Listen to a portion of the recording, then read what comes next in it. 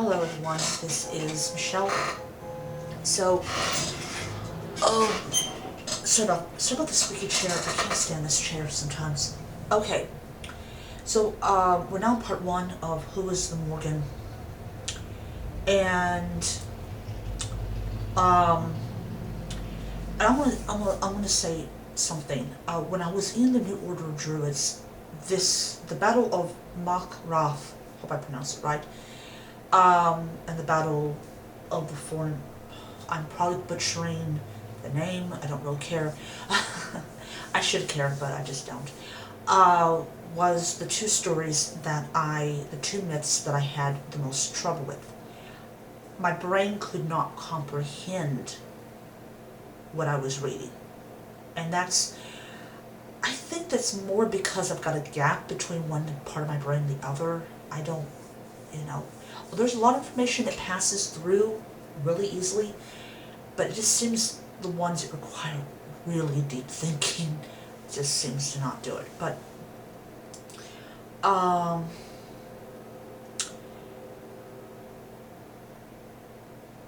so okay, so basically it's like, who's the Morgan?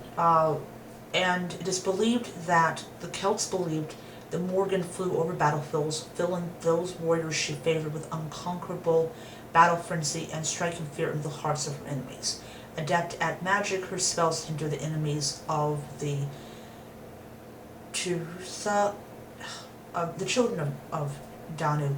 Hence her associated with magic and witchcraft, she appears in triple form as his sisters Maka, Anu, and Balb. I hope I pronounced that right. And so she doesn't fit neatly into the whole triple goddess thing. Yes, she is a triplet figure, but I see her more as three sisters that make up the whole the Morgan.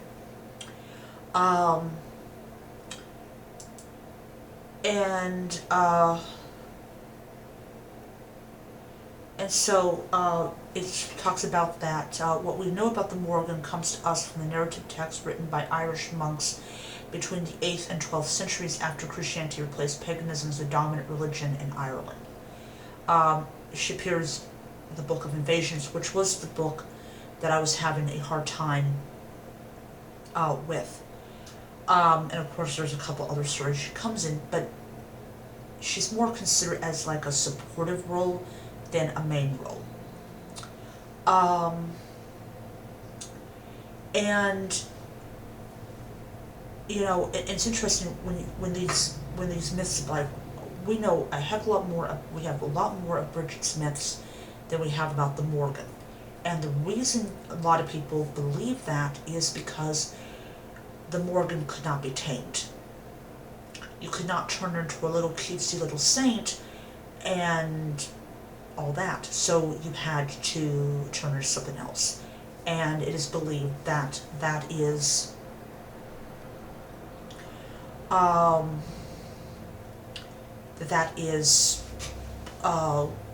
why we don't know a lot about her, we don't have a lot of her myths, but it also makes her much more complex and a lot more intriguing goddess.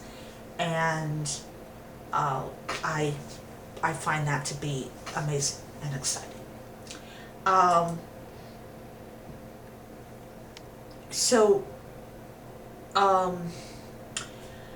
I'm just basically just going to skip this one part because it's a little bit, I might end up with a 25-minute video if I do that.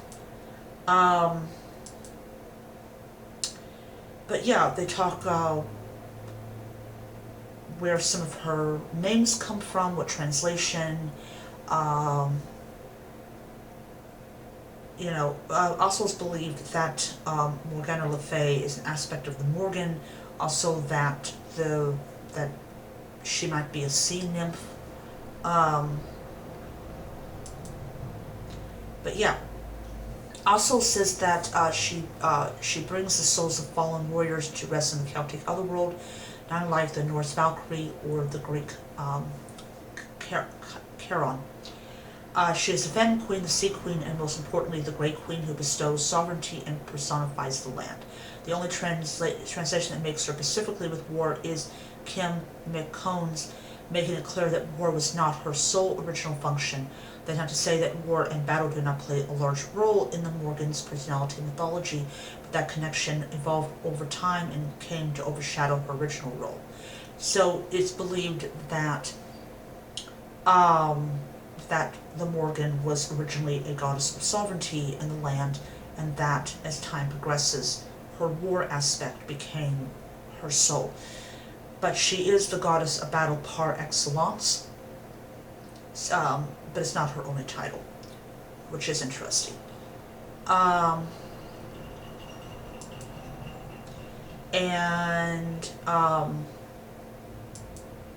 So yeah.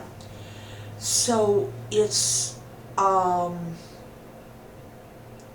an interesting section, and but we are finally on chapter 1, and I will probably do that video next week. So yeah, so the next time that I'm going to be on or next time to upload a video is going to be when my order comes in from 13 Moons, and I'm really looking forward to that, and I'm also looking forward to doing that video. So I will see you guys around. I hope you guys have a great day. Until next time, may the Morrigan bless you. Bye.